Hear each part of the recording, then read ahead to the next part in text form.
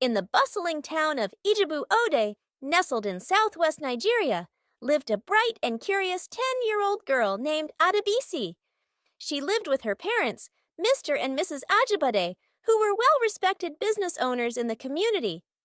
Her father ran a thriving palm oil distribution business, while her mother owned a fabric store, selling the most colorful Ankara and Adir prints. Despite their busy schedules, Adebisi's parents made sure to be fully present in their children's lives, teaching them not just with words, but through actions and everyday experiences. One sunny afternoon, as Adebisi walked home from school, she noticed a young boy, Tunde, one of her classmates, sitting on the roadside, staring at the ground. His uniform was dusty, and he had no lunch. Adebisi hurried home and told her mother. Instead of just handing her money to give him, Mrs. Ajibade smiled and said, "Consideration means thinking about others, not just feeling sorry for them. What do you think Tunde needs right now?" Adebisi thought for a moment. Then she packed an extra portion of jollof rice and dodo from their lunch and took it to Tunde. She sat beside him as he ate, making him laugh with a funny story about their teacher.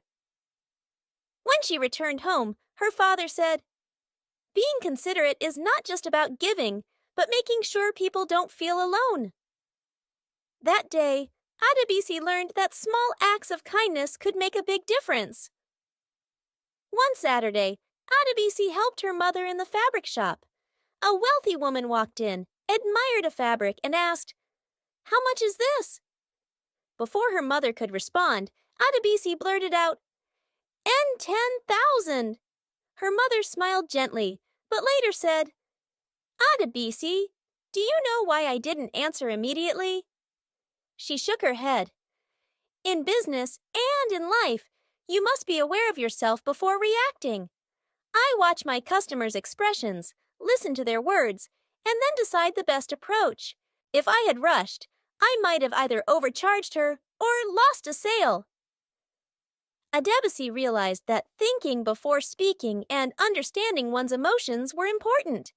From then on, she practiced pausing before answering questions, whether in class or at home.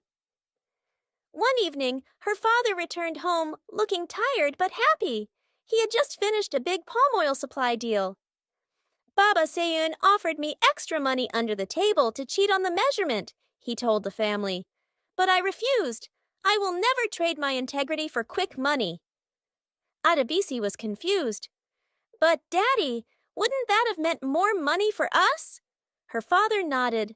"Yes, but at what cost? If I cheat once, I will lose the trust of my customers. Integrity is doing the right thing even when no one is watching."